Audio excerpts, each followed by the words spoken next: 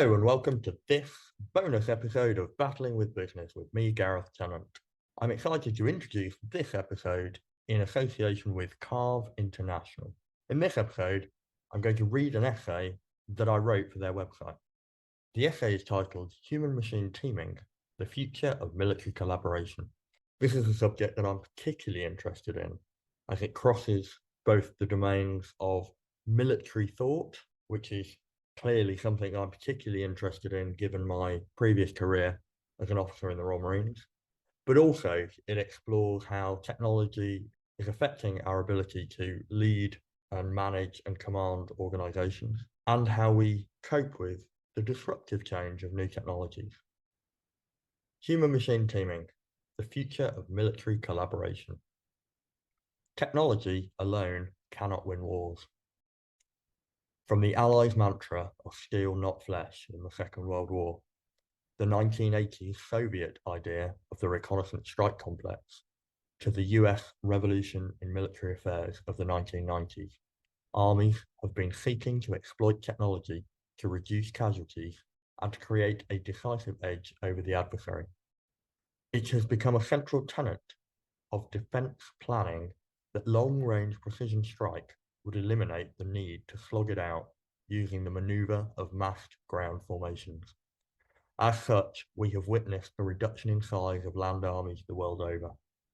At the same time, we've seen an ever greater investment in high-end, exquisite technologies, such as long-range precision-guided munitions, stealth aircraft, and remotely operated systems, all of which are underpinned by highly technical and data-hungry C4 ISR networks.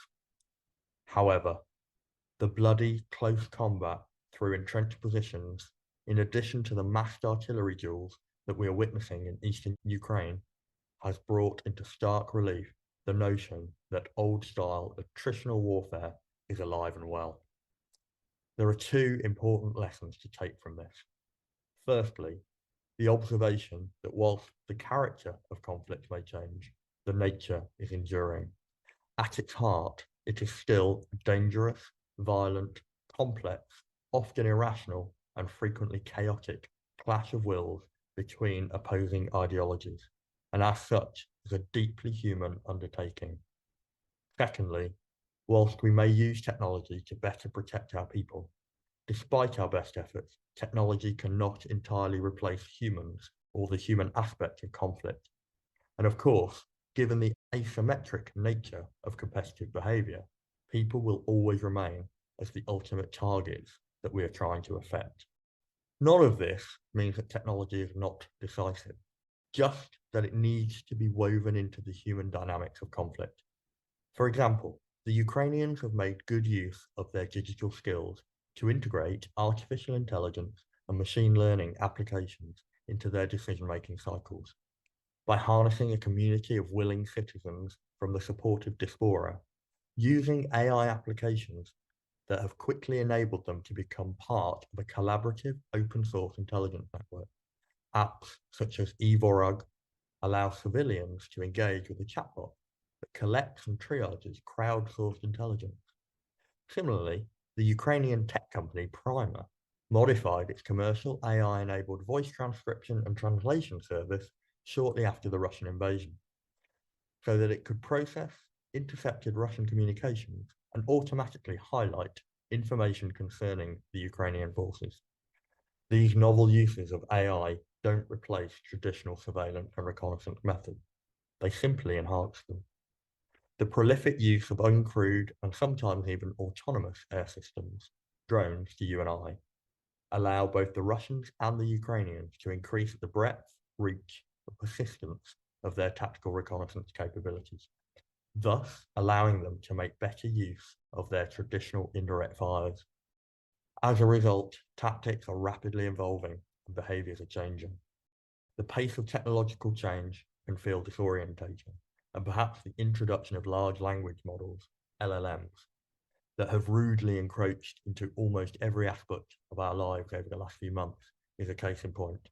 LLMs, such as ChatGPT-4, are impressive and disconcerting in equal measure.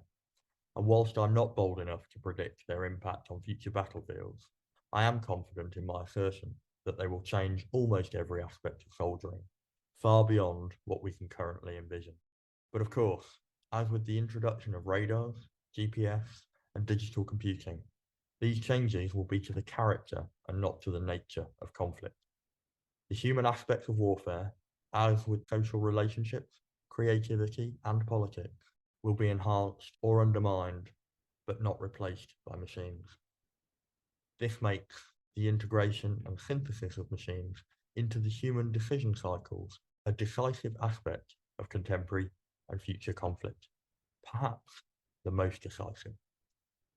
Will human-machine teamwork be the decisive edge? The integration of human-machine teaming into the defence and military industry has and will continue to unlock new possibilities, where the strengths of both human and autonomous systems are harnessed to maximise effectiveness and ensure the accomplishment of mission. It may be worth at this point stopping to define what we actually mean by machines. We perhaps need to dispel any notions of robots being facsimiles of humans, such as the Terminator or CP30. Many are specialised devices, such as uncrewed systems flying or driving across the battlefield, or sorting boxes in warehouses.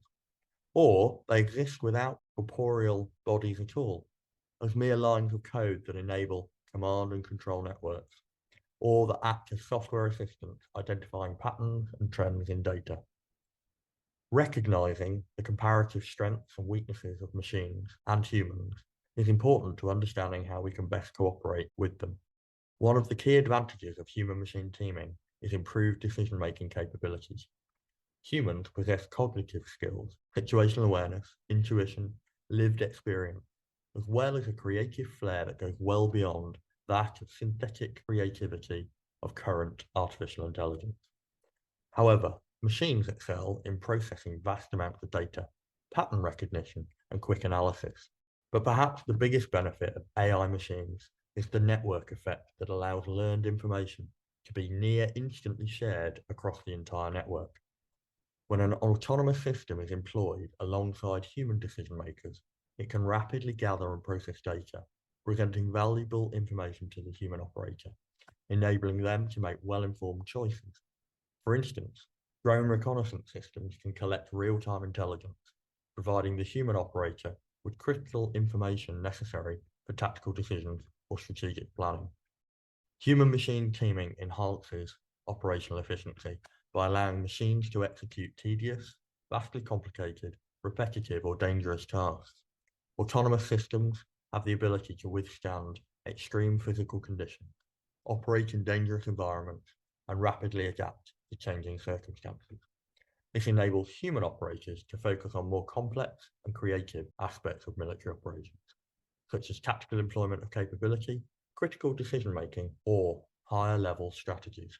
Moreover, human-machine teaming enhances mission resilience and adaptability by allowing for quick recovery and backup systems in the event of a breakdown or loss, and fusing real-time machine data with human self-awareness, compassion, and cunning.